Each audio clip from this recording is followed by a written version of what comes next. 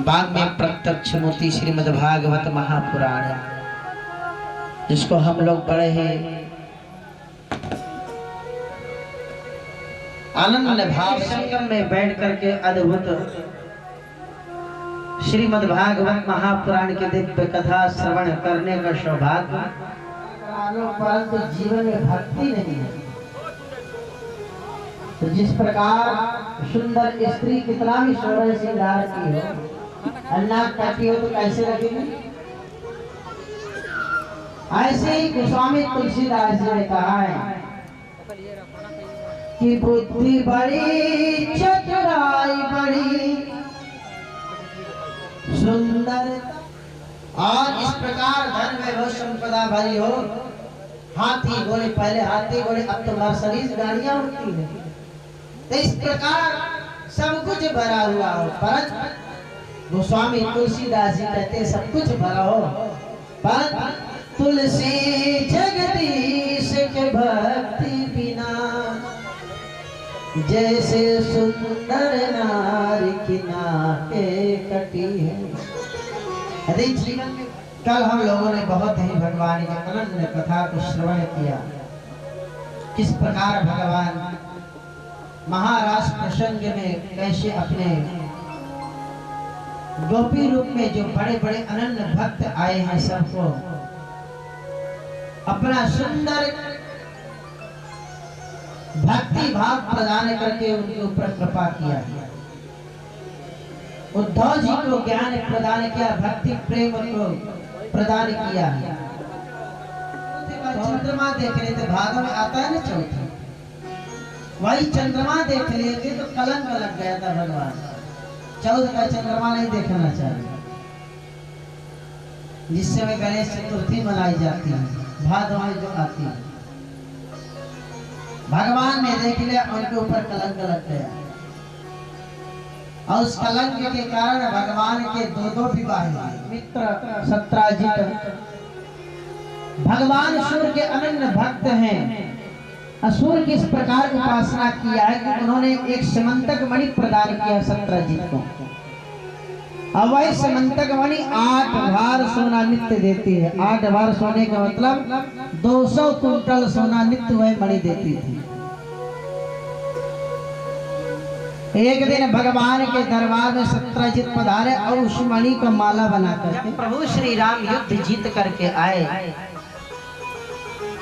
जिसने भगवान का जिस प्रकार सहयोग किया रावण के वध के लिए, सीता को पुनः प्राप्ति के लिए, जब राजा रामचंद्र बन गए, राजा बन गए, तो सबको भगवान प्रभु श्री राम ने कहा जिसने मेरी सहायता की है, जो मांगेगा मैं उसे वह प्रदान करूंगा। सब ने महाराज अपनी अपनी, किसी ने भक्ति को मांगा, किसी ने सेवा मांगा। हनुमान जी महाराज ने सेवा मांगी, अंगद जी ने भक्ति मांगा, सुग्रीव ने भक्ति मांगा, विभीषण ने भक्ति मांगा, सब ने सब कुछ मांगा अपने अपने अनुसार। जब जामवंत जी का नंबर आया, जामवंत जी ने कहा महाराज क्या बतलाए प्रभु, रावण के दल में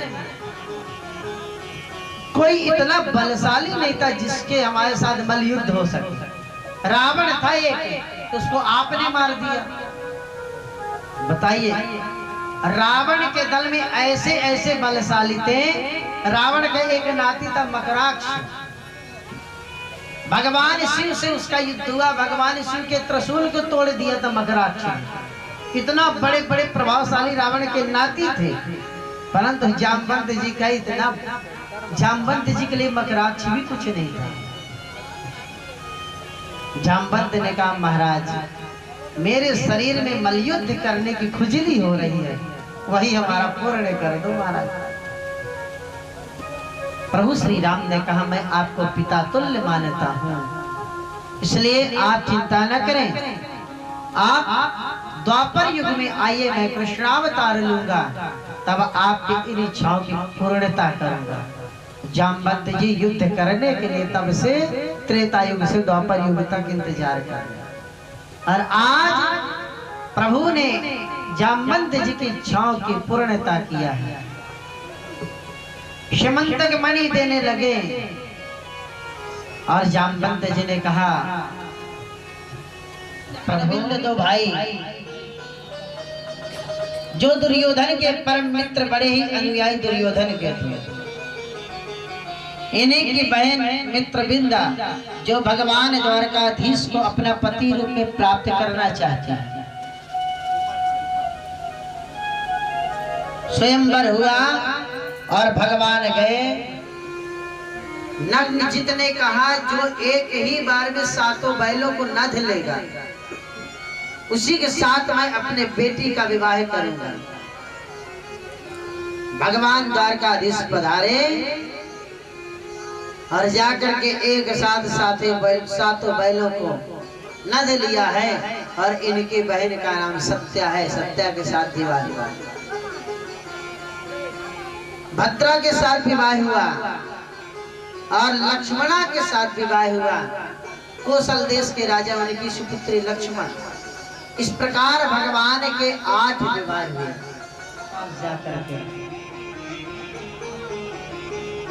भगवान से शिकायत किया कि भौमासुर नाम का दैत्य है, आप लोग धीरे धीरे आवाज करें। राक्षस बड़ा ही निर्दयी 16,100 कन्याओं को बंदी बनाया है, और आदिति माँ के कुंडल को और छत्र को भी इसने हरण कर लिया। जा करके शिकायत किया, इंद्र के छत्र को और आदिति माँ के कुंडल को इसने छुड़ा लाया है। भगवान ने विचार किया भौमासुर पृथ्वी का पुत्र है, क्रोधना आ जाएगा। क्योंकि देखिए, एक तो सभी जितनी भी पत्नियां हैं सब में बड़ी ऐश्वर्यवान सत्यभामा थी। उनके पिताजी के पास इतना धन था, 8 बार स्वर्ण देने वाली श्रीमंतक मणि, जो भगवान की प्रकृति से पूरी सृष्टि संचालित होती है, यही अष्ट प्रकृति है। 16,000 कन्याएं जो है वो कौन है? वेद में 1 लाख मंत्र हैं, 80,000 मंत्र कर्म कांड के हैं, 16,000 मंत्र उपासना कांड के हैं, 4,000 मंत्र ज्ञान कांड के हैं। तो 16,000 जो मंत्र है वही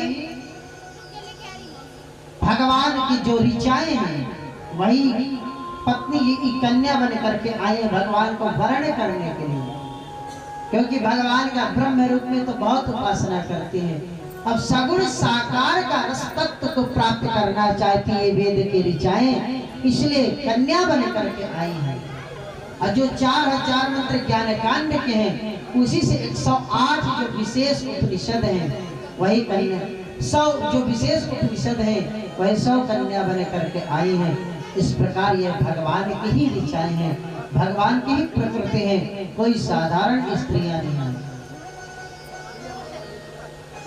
इस प्रकार भगवान का सुंदर विवाह हुआ और एक एक स्त्री से 10-10 पुत्र और एक बेटी हुई। इस प्रकार भगवान का परिवार इतना विशाल हुआ। एक दिन भगवान ने विचार किया कि सभी स्त्रियों का खूब भवन बना है, लोक पाला विभूति भी महानुभाव श्री मदवी रूप दरिया बलोर्जित। अरे आप राजघराने की बेटी, बड़े बड़े लोग पाल, बड़े बड़े राजा इस भूप के, जिसके साथ आप चाहती वही विवाह करने के लिए तैयार था। आप इतनी सुंदर, शिशुपाल भी इतना सुंदर, परंतु आप मेरे साथ विवाह करने के लिए उद्यत हुई, जो ना राजा है और डर के मारे समुद्र का शरण लेकर के बैठा द्वारकापुरी में, युद्ध से भगा और मुझे लोग रणछोड़ भी कहने लगे। तो इस प्रकार ऐसे डरपों के साथ आपने विवाह किया। राजभ्यो विवत्या शुभ्रु समुद्रम शरणमगता। समुद्र में, अरे और तो और मेरे अंदर कोई गुण भी नहीं है, काला कलूटा सुंदर भी नहीं हूं। ऐसे साथ आपने विवाह किया। कहते कहते भगवान अंतिम में कहा, अभी भी कुछ नहीं बिगड़ा है। जब 10 पुत्र एक बेटी होगी तब कहते अभी भी किसी को यदि चाहती हो तो विवाह कर सकती है। इतने में रुक्मणी जी बेचारी पीछे से पंखा झल रही थी, वहीं धड़ाम से गिर गई, बेहोश हो गई। भगवान ने चतुर्भुज धारण किया है, 2 भुज से रुक्मणी जी को उठाया है, एक हाथ से जल का सिंचन किया है, पंखा झलने लगे एक हाथ से। और देखिए भगवान जब रुक्मणी जी ने गिरी तो भगवान ने सबसे पहले रुक्मणी जी के जूड़ा को पकड़ा है। जूड़ा छूट ना पाए। जूड़ा कब छोड़ा जाता है? जूड़ा ऐसे नहीं छूटता है। जो आजकल बाल खुले करके चलते हैं ना विवाहित कन्या, बहुत बड़ा दोष होता है। भगवान ने जूड़ा को पकड़ा है क्योंकि जिसका पति नहीं रहता है वही जूड़ा खोल करके विवाहित कन्याएं चलती है। इसलिए 16 श्रृंगार करते समय अपने जूड़े को बांध लेना चाहिए। भगवान ये नहीं देखे सबसे पहले पत्नी का जूड़ा ना छूट पाए, कोई दोष ना हो पाए। छोटी छोटी बातें हैं, परंतु छोटी बातों में बड़ा ही दोष होता है, उसका दुष्परिणाम पति के ऊपर जाता है। और भगवान जैसे ही रुक्मणी जी को होश आया, भगवान ने कहा देवी मैंने तो आपसे ऐसे ही हास परिहास करने के लिए इस प्रकार प्रश्न किया और आप बातों को दिल से ले गई और बेहोश हो गई। रुक्मणी जी ने कहा प्रभु जो जो बात आपने कही सब बात सत्य है। ननवेत मेद दरबिंद विलोचना यद वैभवान भगवतो सदृशी विभुम्नः क्वासे महिम्नि बिरतो भगवात्रदीसः क्वाहं गुणा प्रकृतिरग्र गृहीत पादा। गए बगीचे में एक बड़ा ही पुराना कुआं था। उसी कुएं में एक बहुत ही बड़ा गिरगिट पड़ा हुआ था। गिरगिट पड़ा हुआ था। सभी आकर के भगवान से कहे पिताजी देखिए कितना बड़ा गिरगिट पड़ा हुआ था। भगवान आए और अपना आजान भाव बढ़ाया और गिरगिट को बाहर निकाला। भगवान के हाथ के स्पर्श से वह पुरुष रूप में आ गया भगवान ने पूछा कौन हो तुम?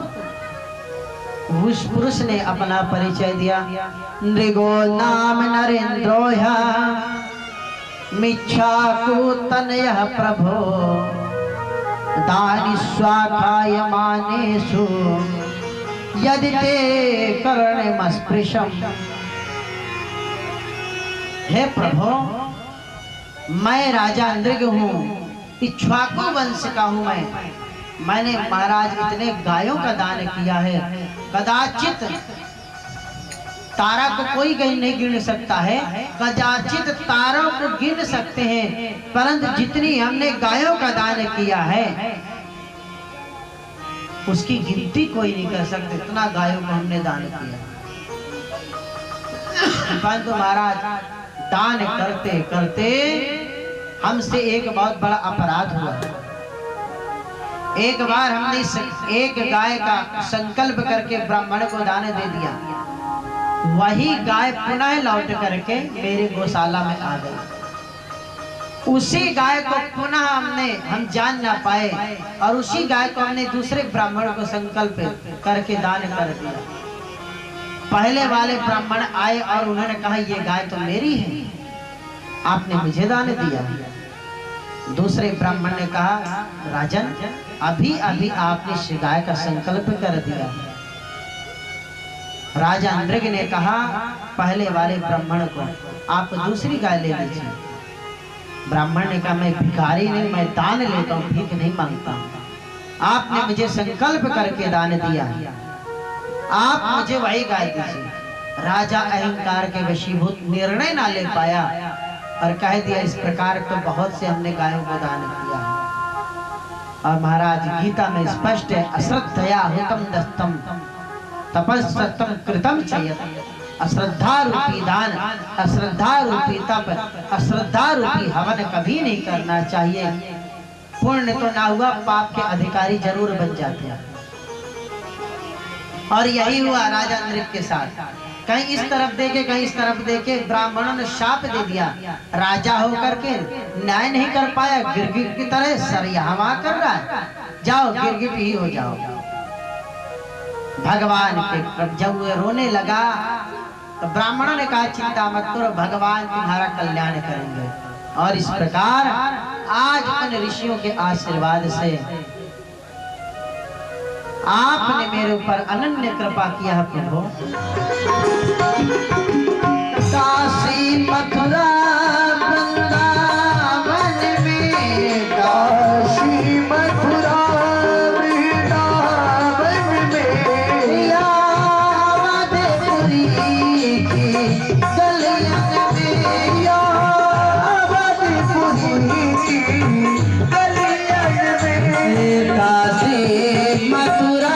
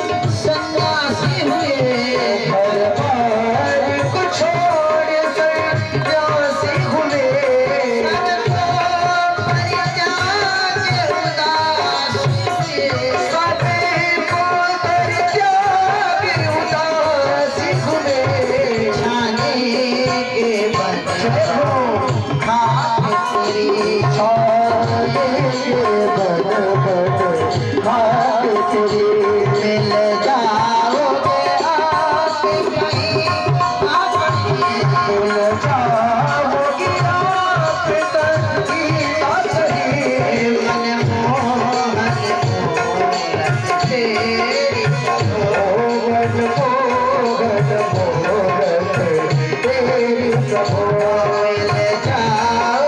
आप कहीं ना कहीं मिल जाओगे आप कहीं ना कहीं मनमोहन मोहन तेरी मोहन मोहन मोहन तेरी प्रभु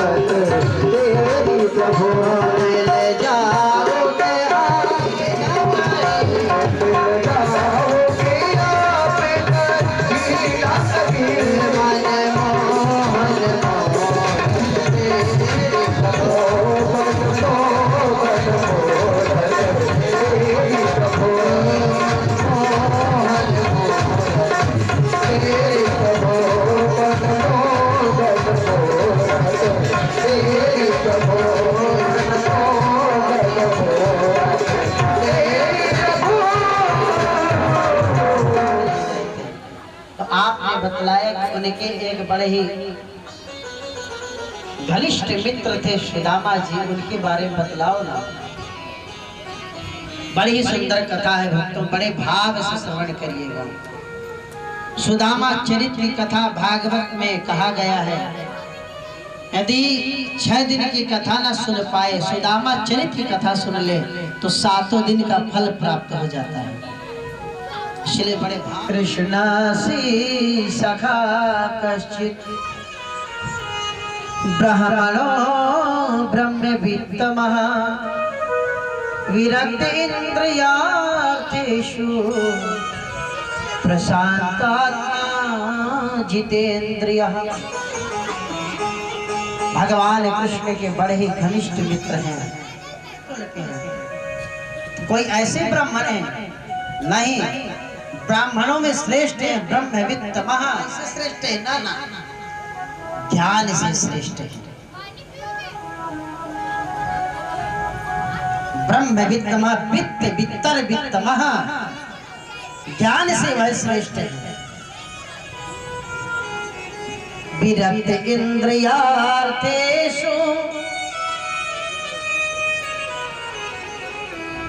विरक्त इंद्रियों। और इनकी पत्नी के बारे में बतलाया। देखिए सुदामा को धन का किंचित मात्र भी लोभ नहीं है, इसलिए इतने विशेषण लगाए हैं। परंतु इनकी पत्नी देखिए, जब बच्चे भूखे हो, प्यासे हो, हर माँ को यही इच्छा होती है कि मेरे पास इतना धन आ जाए, हम अपने पुत्र को खिला सके, अपने सुंदर कपड़े पहना सके, बालक हमारे सामने रोए ना। परंतु सुदामा जी के यहाँ रहने के लिए मकान नहीं है। एक वहां मंदिर है, उसी मंदिर में निवास करते, कुटिया है, खाने के लिए अन्न नहीं है, मांगने के लिए 5 घर भिक्षा मांगने के लिए जाते हैं, कहते कुछ नहीं, दरवाजे में खड़े रहते, कोई दे दिया तो ठीक, ना दिया तो ठीक। और इस प्रकार कभी कभी 10 दिनों तक भूखे गुजर जाते हैं, पानी पी करके रहना पड़ता। वस्त्र पता नहीं कितने वर्षों के फटे कपड़े पहने हुए। इनकी पत्नी सुशीला जिस साड़ी में विवाह हुआ था, वही वस्त्र, वही साड़ी को आज भी सिल सिल करके पहन रहे हैं। इतनी गरीबी। पतिव्रता पतिं प्राह मलायता बदने निशा दरिद्रा सीद मानसा वेपमाना विगम्मचा। दरिद्रता की प्रतिमूर्ति है उनकी पत्नी। इस प्रकार खाने के लिए अन्न नहीं, पहनने के लिए वस्त्र नहीं। बच्चे जब कहते हैं माँ भूख लगी, तो बच्चों से कहती है आप कीर्तन करते रहो, और ऐसे ही बटलोही चढ़ा देती हैं पानी डाल करके। बच्चे भूखे प्यासे सो जाते हैं। बटलोही पानी गर्म होता रहता है, और कुछ दाल ओल के कुछ कण ऐसे रखी रहती हैं जो रात को पीस करके ओठ में लगा देती हैं। जब प्रातः बालक उठते कहते माँ भूखे सुला दिया। ना ना, देख अपना चेहरा, तेरे ओठ में अन्न लगा है, तुझे हमने भोजन कराया है। इस प्रकार बातों को बना बना कर गुजरते हैं। परंतु सुदामा से कभी उन्होंने नहीं कहा कि मेरे बालक भूखे हैं, मैं भूखी हूँ, मेरे पुत्रों के पास वस्त्र नहीं है पहनने के लिए, कुछ ले आओ। कभी नहीं, आज तक सुदामा से कुछ नहीं कहा। एक दिन सुदामा, और कोई साधारण स्त्री नहीं है, सुशीला जी। सुशीला जी परम विदुषी है। भगवान कृष्ण और सुदामा जब संदीपनी जी के यहाँ अध्ययन कर रहे थे, तो सुशीला जी ने एक पत्र लिखा शास्त्रार्थ करने के लिए, जो शास्त्रार्थ में हमको हरा देगा उसी के साथ विवाह करेंगे। और महाराज विवाह वाला जो पन्ना था भगवान कृष्ण ने मोड़ करके सुदामा को दिखाया। सुदामा देखो, शास्त्रार्थ के लिए चुनौती आई है, चलो। और हमारे गुरुकुल में तुमसे ज्यादा विद्वान कोई नहीं। सुदामा को लेकर के गए। 7 दिनों तक शास्त्रार्थ चला। सुदामा जी शास्त्रार्थ में जीते। विवाह के लिए जब भगवान ने पूरा पत्र खोला, सुदामा क्योंकि विवाह नहीं करना चाहते, सुदामा जानते थे कि मैं कैसे खिलाऊंगा पिलाऊंगा, मेरे तो कुछ नहीं। सुशीला को जब मालूम हुआ कि इनके पास तो खाने के लिए अन्न नहीं है, पहनने के लिए वस्त्र नहीं है, सुशीला के पिताजी ने कहा विवाह के समय मैं आधा अपना धन देना चाहता हूँ। सुदामा ने कहा यदि दहेज में आप कुछ दोगे तो मैं विवाह नहीं करूंगा। भगवान कृष्ण को बुलाया, भगवान ने मनाया, परंतु नहीं माने सुदामा।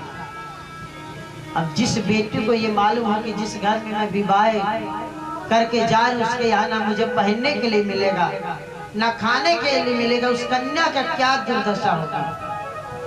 रो रही है सुशीला।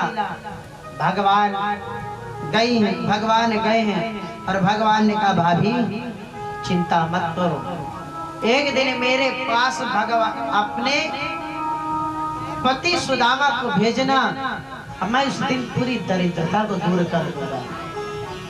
परंतु दरिद्रता का दुख सहते सहते सुशीला सब भूल गई। भगवान स्वयं आज ब्राह्मण का वेश धारण करके और आए हैं भिक्षा मांगने के लिए सुशीला के पास। सुदामा जी उस समय नहीं थे।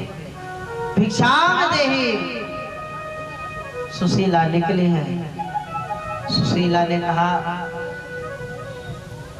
मेरे यहाँ सूतक लगा है। क्यों सूतक लगा है? मेरे यहाँ दरिद्र बेटी पैदा हुई है।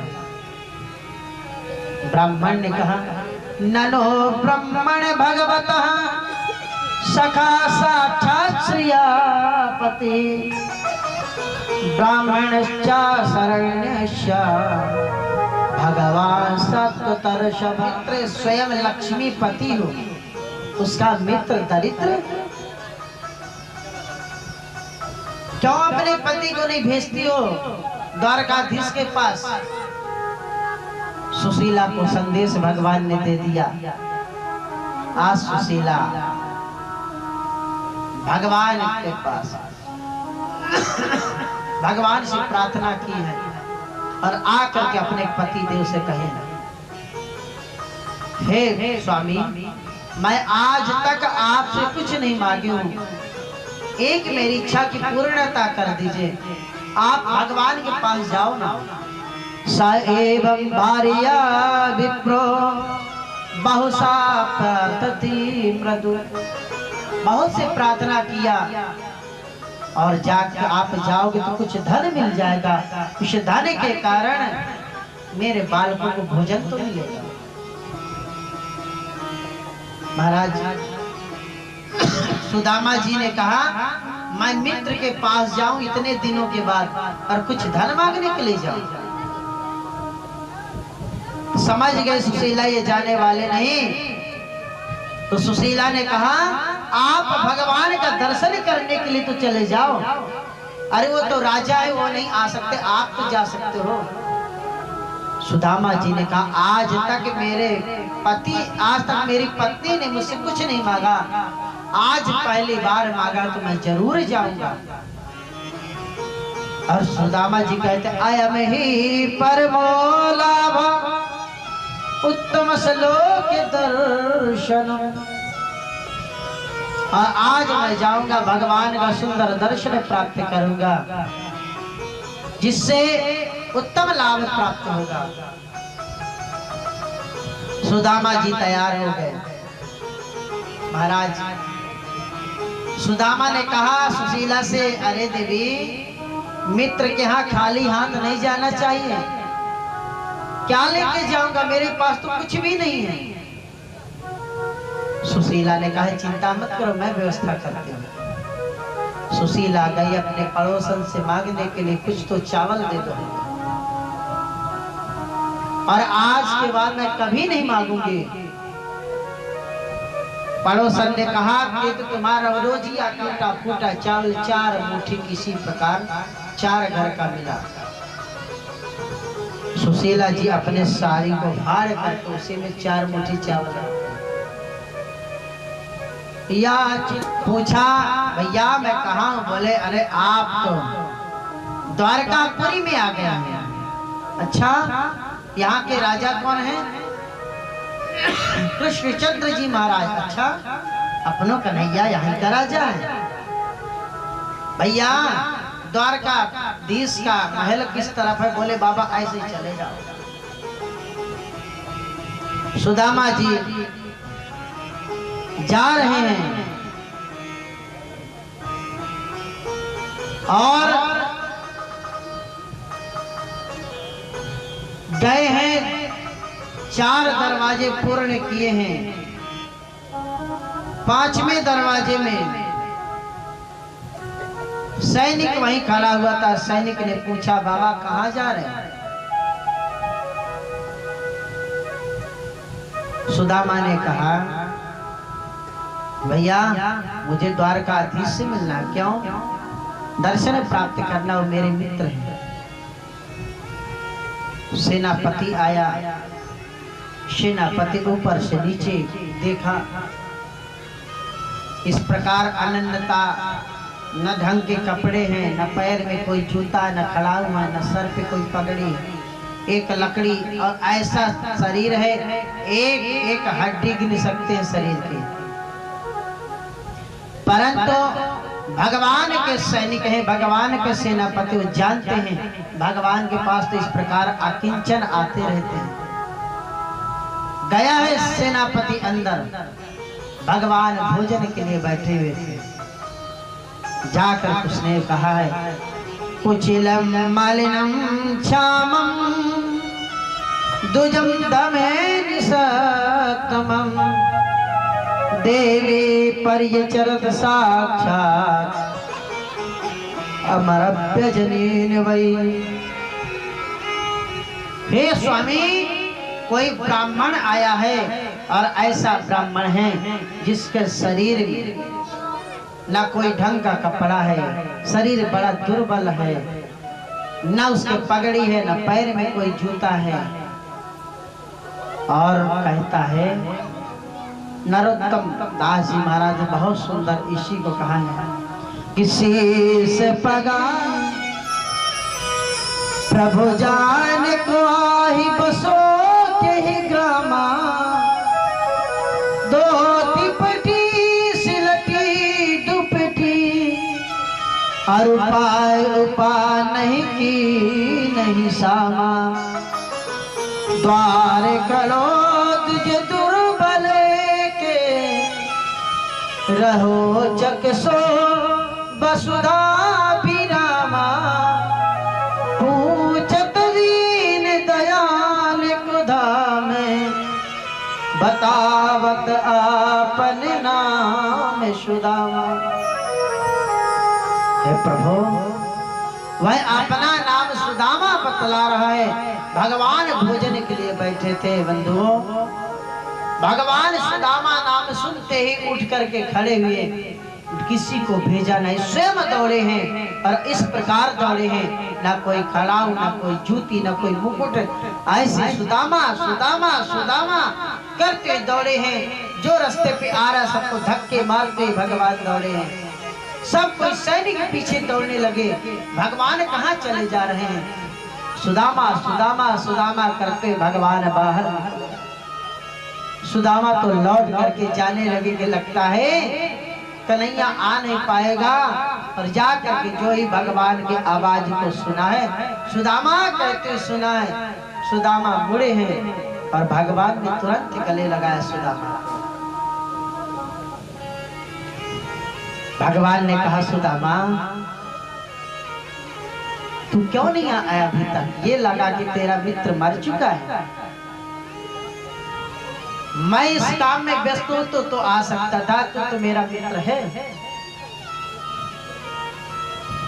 देखिए, भगवान की आंखों से अश्रु बह रहे, परंतु सुदामा के आंखों से अश्रु नहीं बह रहे। क्यों? सुदामा अपने अश्रुओं को अंदर अंदर पी रहे हैं।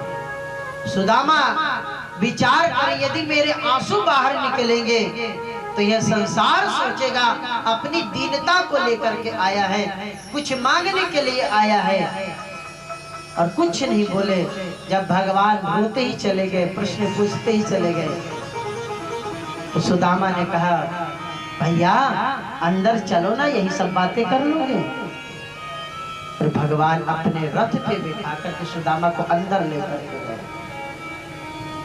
सुदामा को इस दृश्य को देख करके भगवान इतना रोए हैं, जो जीवन में कभी इस प्रकार नहीं रोए हैं जितना आज जिन्होंने सुदामा को देख करके रोया है।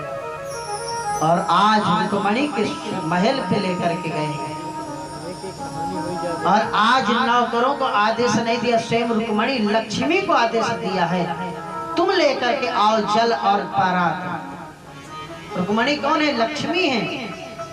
आदेश दिया अपने हाथ से ले आओ, और जैसे गए महाराज भगवान चरण पकड़ के सुदामा के नीचे बैठे हुए। भगवान ने जैसे ही चरण को देखा है, देखी सुदामा की दीन दशा, करुणा करके करुणा निधि रोए, पानी परात को हाथ छुओ नहीं, नैनन के जल सो पग धोए। और भगवान परात और जल तो नहीं आया महाराज, भगवान अपने अश्रु, इतने भगवान के आंसू बहे हैं। अपने आप चरण धुल गए। भगवान भी रोते हैं भक्तों को देख करके। भगवान किस प्रकार दीनता को देख करके कि किस प्रकार मेरा भक्त मेरे लिए कितना कष्ट सहता है, और भगवान भी रोते हैं, भक्त भर नहीं रोता है। और इस प्रकार चरणों को धुला। सुदामा संकोच में कुछ नहीं बोलते हैं। भगवान ने विचार किया कि सुदामा कुछ नहीं बोल पाएंगे, भाव को बदला है, हास परिहास करने लगे। और यहाँ सुदामा जी का दर्शन करने के लिए सुंदर पूजन किया, स्नान कराया, चरण धुला, पूजन किया। सभी पटरानियों को मालूम हुआ कि सुदामा जैसे कोई बड़ा ही ऐसा अद्भुत ब्राह्मण आया जिसको भगवान स्वयं अपने हाथों से चरण धुल रहे हैं, सेवा कर रहे हैं। सभी पटरानियां महाराज भगवान के पास सुदामा जी के दर्शन प्राप्त करने के लिए आई कि सब कोई आशीर्वाद प्राप्त कर ले। सब आई, भगवान बैठे हैं, सुदामा का दर्शन करने लगे। सुदामा से भगवान हास परिहास करने लगे। बोले अरे मित्र, ये बदलाव भाभी कैसी है? पूरा मूड जो बदल दिया, जिससे भगवान भी हास, क्योंकि भगवान इतना कभी नहीं रोते जितना इस दिन रोया है, और अपने आप को स्वयं उन्होंने बदला। भाभी का हाल समाचार पूछा। उसके बाद सभी पटरानियां आई और सुदामा जी को प्रणाम करने लगी, आशीर्वाद प्राप्त करने लगी। सुदामा जी आशीर्वाद देने लगे। जब 40-50 को दिया सो भागवती भवा, तो यहाँ भगवान से सुदामा जी ने कहा, भैया ये सब कहाँ की है? ये सब बोले सब अपनी ही है। अपनी है? कितनी है? बोले अभी तो कुछ नहीं, बस आशीर्वाद देते चलो महाराज। आशीर्वाद सुदामा देते चले गए। अब बेचारे दुबले पतले, उनका हाथ दर्द करने लगे। जब 150-200 निकली, बोले भैया सही सी बता कितनी? बोले अभी तो एक इकाई भी नहीं आई, 16,408 है। सुदामा ने कहा भैया तेरे बड़े ठाठ बाट हैं, ऐसा है सबकी तरफ से तू ही मुझे प्रणाम कर ले। और भगवान ने प्रणाम किया है, और भगवान को आशीर्वाद सुदामा जी ने दिया है। कितने विशेषण लगाए, परंतु ब्राह्मण को कलंकित करने के लिए, सनातन धर्म को कलंकित करने के लिए इस प्रकार सुदामा ने मनुष्य का हिस्सा ही खा लिया। अब कहाँ पूछने, कहाँ? हाँ कथा है, कथा क्या इसको मैं बतलाता हूँ। एक विधवा माँ के यहाँ एक चोर ने चना की चोरी की। उस माँ ने साथ देके जिस चना को जो खाएगा वह दरिद्र हो जाएगा। वो चोर डर के मारे भगा और वही चना गुरु माता ने दे दिया। भयंकर बाढ़ आई, बाढ़ के कारण रुक गए। और सुदामा जी ने विचार किया ये चने यदि मेरा मित्र कृष्ण खा लेगा तो दरिद्र हो जाएगा और मेरा नहीं। स्वार्थ की मित्रता, आप पैसे वाले हो तो आपके पैसे वाले ही मित्र होंगे। आप गरीब हो तो आपको आपका मित्र जो साथ में बड़ा पैसे वाला होगा तो आपको नहीं पूछेगा। जो मित्रता न निभा पाए तो सबसे बड़ा अधर्मी है। हमारे देखिए शास्त्र में 2 प्रमाण दिए पुराणों में, एक कृष्ण और सुदामा, और एक मित्र और हुए द्रुपद और द्रोणाचार्य। द्रुपद और द्रोणाचार्य दोनों साथ में पढ़े। मेरे मित्र को दूध पीने की इच्छा करती है। द्रुपद ने कहा कि मित्र हमारी तुम्हारी क्या बराबरी, मैं आज राजा हूं, तुम भिखारी ब्राह्मणी हो, कैसे मित्रता? तभी पांडवों को भेज करके द्रुपद का पूरा साम्राज्य छीन लिया, फिर आधा साम्राज्य दे दिया। द्रोणाचार्य ने कहा मैं आधा साम्राज्य तुम्हें देता हूँ, आधा साम्राज्य का राजा मैं बनता हूँ। अब तो तुम्हारे बराबर हो गया। वही क्रोध के मारे इस प्रकार द्रुपद और द्रोणाचार्य की सदैव दुश्मनी बनी रही। और एक मित्र कृष्ण और सुदामा है। सुदामा जी कहते दिए चना मेरा मित्र खाएगा तो दरिद्र हो जाएगा। स्वयं पूरा चना खा गए, दरिद्रता को प्रकट अपना स्वीकार कर लिया, अपने मित्र को नहीं खाने दिया। इस प्रकार सुदामा जी का चरित्र है, इस प्रकार भगवान कृष्ण के मित्र का चरित्र है। इसलिए भक्तों कभी सुना सेवा पूजा किया और इतना दरिद्र की टूटा हुआ चावल लेकर के आया।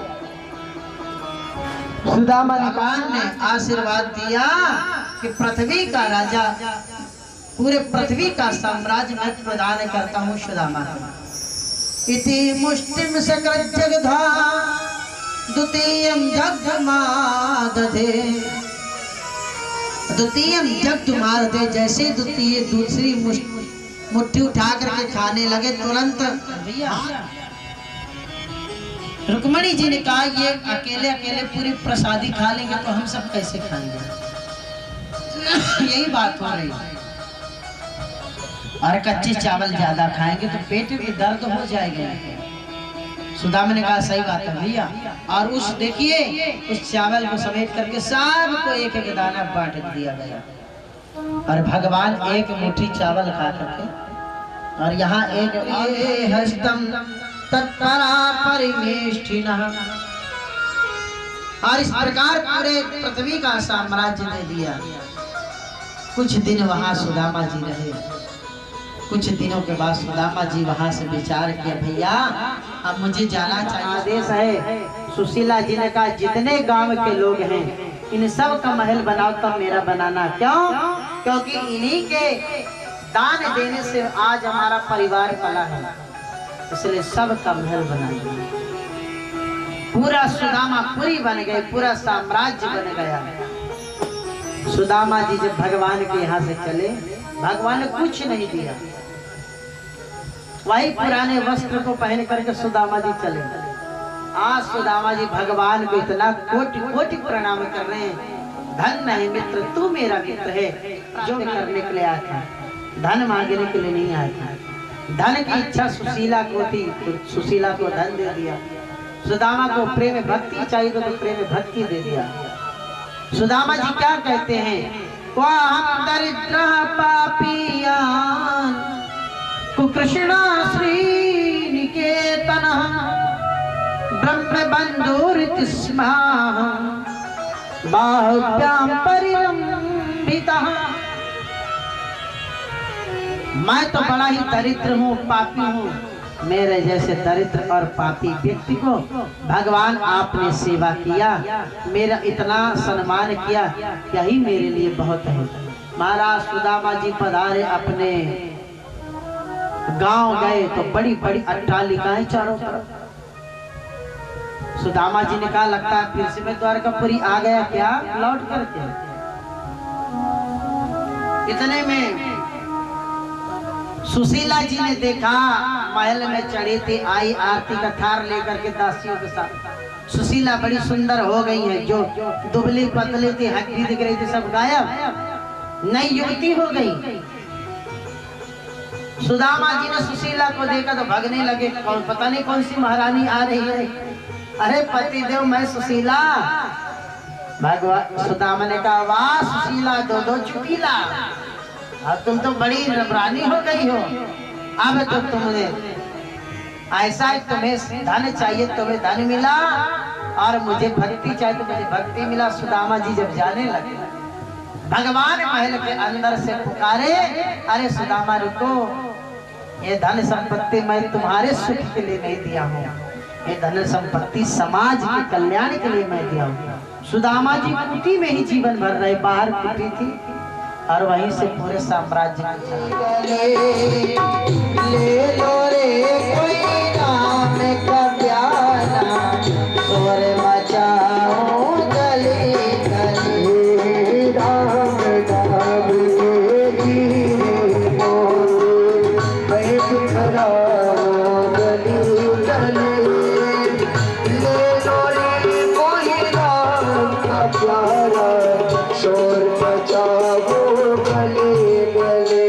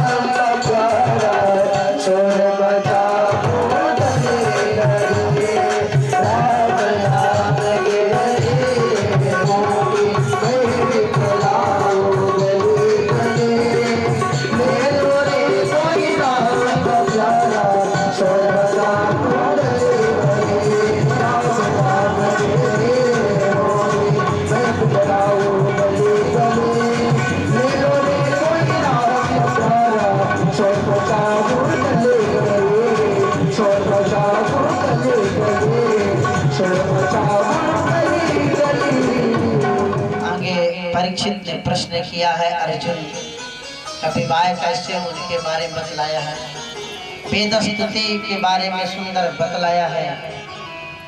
समय की गति बहुत तेज भाग रही है, हमें बहुत काम बाकी है। भगवान का भजन करना ही भागवत धर्म है, और इस मन के कारण ही ये जीव फंसा रह जाता और निकल नहीं पाता है कि मन मने कुतश्च भय मच्युतस्या पादाम्बुजोपासनवक्त्र नेत्रम् उद्विग्ने बुद्धिरसदात्म भावा विश्वात्मना यत्र निवर्तते भी। नारद जी कहते हैं, देखो योगेश्वर कहते हैं जनक जी से, राजन ये जो जीव है ना, मन के अनेक कल्पनाओं के कार्यों को पूर्ण करने में लगा रहता। कैसे कामनाएं, जैसे बुलबुले नहीं उत्पन्न होते, जैसे पहले आप लोग दाल बनाती थी बटलोही में, अब तो कुकर में बनने लगा, पता ही नहीं चलता। तो जब बटलोही बनाई जाती थी, बूढ़ी माताएं जानती होंगी, तो दाल में बुलबुला निकलता था और वो छन करके गिर जाता था, कहती है दाल का मैल है। और जब दाल पक जाती थी तो एकदम शांत हो जाती थी, दाल बुलबुला बंद हो जाता था। ऐसे ही कामनाओं का बुलबुला इतना तीव्र निकलता है, यह भी काम हो जाए, वह भी काम हो जाए, वह भी हो जाए, यह भी हो जाए, और इसी में व्यक्ति फंसा रहता है। जो इन बुलबुलों को शांत करता है तभी योगेश्वर के चरणों को प्राप्त करता है। कैसे शांत हो?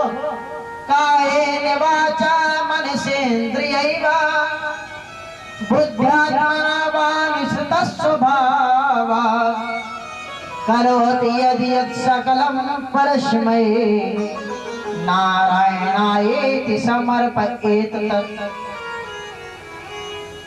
इसलिए भक्तों, अपने शरीर से अपने पिंगला ने विचार किया, यदि भाई इतना 3 दिनों तक जैसे पर पुरुषों के बारे में चिंतन किया, इतना चिंतन मैं परमात्मा का करती, गोविंद मेरे गोद में खेलता, ऐसा वैराग्य जगह महाराज, ऐसी भक्ति की साक्षात ठाकुर जी पिंगला विश्व की गोद में खेलते थे। दत्तात्रेय भगवान ने उसको भी गुरु बना दिया बालकों ने, और मदिरा पान के कारण एक एक को मारने लगे, सब मरना शुरू हो गए। एक बाण बह लिया, जो पाया था छोटा सा टुकड़ा, उस मूसल का अपने बाण में फंसाया था। भगवान चले गए एकांत में, एक पीपल के वृक्ष के नीचे बैठे हैं। उद्धव जी वहीं खड़े हैं, दारू जो उनका सारथी जो रथ चलाता वो खड़ा है। भगवान से उद्धव जी